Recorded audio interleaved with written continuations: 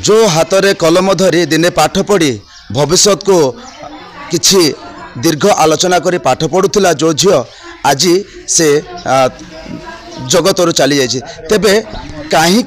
से पाठ पढ़ा समय रे से दादन श्रमिक भाव खटापी तमिलनाडु सहर को जाइए से जगार जितेबाला से कंपानी किसी काम कर आसुले प्राय 7 ରୁ 8 वर्ष जो काम कर आसुले वर्तमान तिरुपुर सहर तमिलनाडुर तिरुपुर सहर में से मंगलम ठारे रविवार संध्या समय जीवन चली जाता तेबे वर्तमान आमे से स्थान रे जाई पहुँचीचु जो स्थान रे कि परिवार सहित किसी आलोचना करने वर्तमान आम आसी पहुँचीचु तेबे कहीं एवं कौन पाई से तिरुपुर सहर को जाई से माने दादन खटुले तेबे आसतु आम पचारि बुझा परिवार ठारू बापा ठारू जो झील की प्रीतिलता महापात्र से आज आम गहन में नहांती तेबे बापा ठारू आम किसी प्रतिक्रिया नेबा जे क्यों कारण आपण मैंने दादन खटापी जाइए एवं केते वर्ष से स्थान रे खटुले आपनर परिचय आज्ञा आमर परिचय आमको ये पैसा पतर अभाव है कौन सी प्रकार आदाय ये करूँ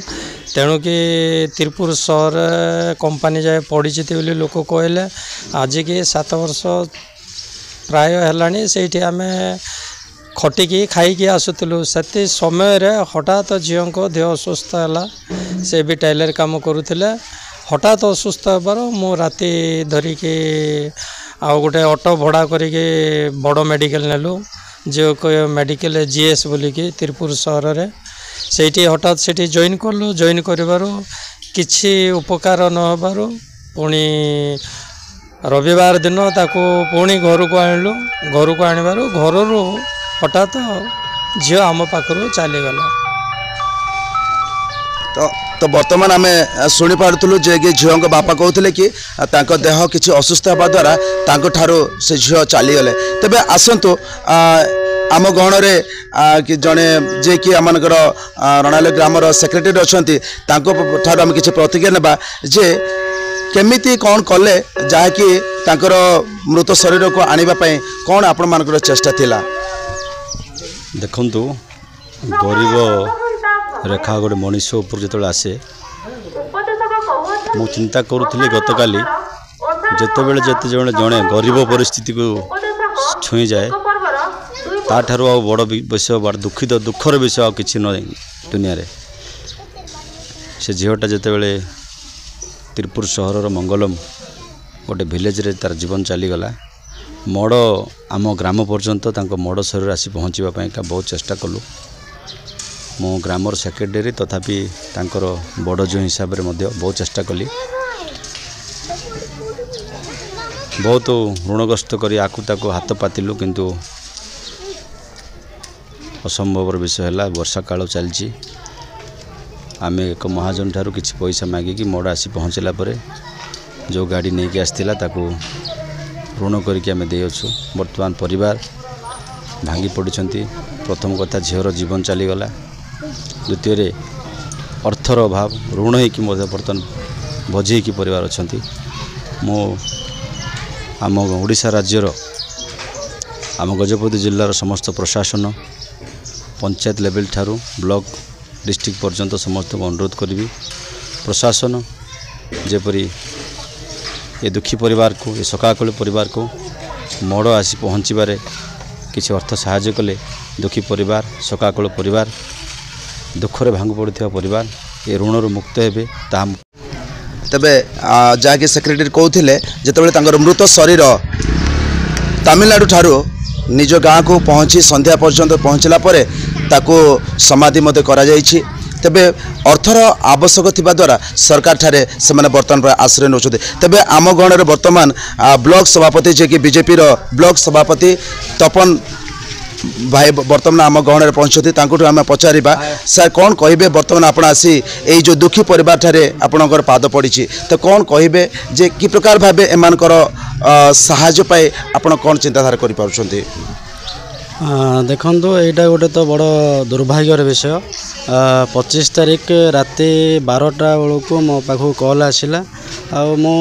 ସାଙ୍ଗେ ସାଙ୍ଗେ ବି କଥା ଦେଇଥିଲି ନାଇଁ କିଛିଟା ବି ପ୍ରଶାସନ ତରଫରୁ ଆମେ ଏ ପ୍ରକାର ସାହାଯ୍ୟ ଯୋଗାଇବା ପାଇଁ ଆମେ ମାନ୍ୟ ମୁଖ୍ୟମନ୍ତ୍ରୀ ଯଶସ୍ୱୀ ମୁଖ୍ୟମନ୍ତ୍ରୀ ଲୋକପ୍ରିୟ ମୁଖ୍ୟମନ୍ତ୍ରୀ ଆମେ ମୋହନ ଚରଣ ମାଝୀ ସାର୍ଙ୍କୁ ଆମେ ଅନୁରୋଧ କରିବା। ଏଇଟା ତ ଗୋଟେ ବିଡ଼ମ୍ବନାର ବିଷୟ କାହିଁ ଏଇ ରଣାଲଇ ଗ୍ରାମର କୁମୁଦ ମହାପାତ୍ରଙ୍କ ମଝିଆ ଝିଅଙ୍କର କାଳ ହୋଇଯାଇଛି, ଯିଏକି ପରିବାରର ଭାରଟା ନିଜ କାନ୍ଧ ଉପରେ ନେଇ ଗୁଜୁରାଣ ମେଣ୍ଟଉଥିଲେ। ତାଙ୍କର ହଠାତ୍ କାଳ ହୋଇଯିବା ପରେ ଆଉ ପରିବାର ଯେଉଁ ପ୍ରକାର ଦୁଃଖ ଦୁର୍ଦ୍ଦଶାର ସମ୍ମୁଖୀନ ହେବେ ସେଇଟା ପ୍ରଭୁ ସେମାନଙ୍କୁ ଆଉ ଶକ୍ତି ଦିଅନ୍ତୁ, ସହିବାର ଶକ୍ତି ଦିଅନ୍ତୁ। ଆଉ ମୁଁ ପ୍ରଶାସନ ତରଫରୁ ମୁଁ ଆମର ରାଜ୍ୟ ସରକାରଙ୍କୁ ମୁଁ ଅନୁରୋଧ କରିବି ଆଉ କେମିତି ଏ ସହାୟତା ରାଶି ପ୍ରଦାନ କଲେ ସେମାନଙ୍କର ଯେତିକି ଯେଉଁ ମୁଁ ଯାହା ଦେଖିଲି ଯେଉଁ ଧାର ଉଦ୍ଧାର କରିକି ସେ ଡେଡ଼୍ ବଡ଼ି ଆଣିବା ପାଇଁ ସେମାନେ ଯେଉଁ ପ୍ରକାର କଷ୍ଟ ସହିଛନ୍ତି ଆଉ ସେଇଠାରେ କିଛି ଭରଣ ପୋଷଣ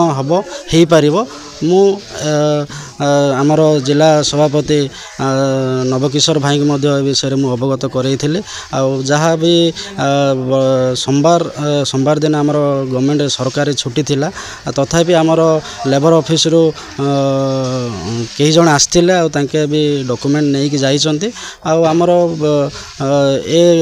ସମୟରେ ଆମର ବିଜେପିର ମୁଁ ଆମର ସାନ ଭାଇଙ୍କୁ ଥ୍ରୋରୁ ମୁଁ କଲେକ୍ଟର ମହାଶୟଙ୍କୁ ମଧ୍ୟ ମୁଁ ଜଣାଇବାକୁ ଚାହେଁ ଆଉ ଏ ପରିବାରକୁ କେମିତି ଅନୁକମ୍ପା ରାଶି ପ୍ରଦାନ କଲେ ସେମାନେ ଉପକୃତ ହୋଇପାରିବେ। ତ ବର୍ତ୍ତମାନ ଆମମାନଙ୍କର ବ୍ଲକ ସଭାପତି ଯିଏକି ତପନ ଭାଇ ସେ ପ୍ରକାଶ କରୁଥିଲେ କି ବ୍ଲକ ଠାରୁ ଜିଲ୍ଲା ଠାରୁ ରାଜ୍ୟ ପର୍ଯ୍ୟନ୍ତ ମଧ୍ୟ ଅନୁକମ୍ପା ରାଶି କି ପ୍ରକାର ଏ ପରିବାର ପାଇବେ ତାକୁ କିଛି ଯୋଗାଯୋଗ ରଖିବା ପାଇଁ ମଧ୍ୟ ସେ ପ୍ରତିଶ୍ରୁତି ଦେଇଛନ୍ତି। ତେବେ ଏଇଠି ପ୍ରଶ୍ନ ଉଠୁଛି ଦାଦନ ଶ୍ରମିକ ଗଜପତିରେ ଯାହାକି ମଙ୍ଗ ଛାଡ଼ୁନାହିଁ, ତ ଦିନକୁ ଦିନ ମୃତ୍ୟୁର ହ୍ରାସ ବଢ଼ିବାର ଚାଲିଛି। ତେବେ କାହିଁକି ଦାଦନ ଶ୍ରମିକମାନଙ୍କର ମୃତ୍ୟୁର ହ୍ରାସ ବଢ଼ୁଛି ତାହା କି ପ୍ରକାର ଭାବେ ରାଜ୍ୟ ସରକାର ତାକୁ ନିୟନ୍ତ୍ରଣ କରିବେ ତାହା ହିଁ ଦେଖିବାକୁ ବାକି ରହିଲା। ଗଜପତି ଜିଲ୍ଲା ରଣାଲଇ ଗ୍ରାମଠାରୁ ସନ୍ତୋଷ କୁମାର ପାଲ, ଟାଇମ୍ସ 1 ଓଡ଼ିଆ।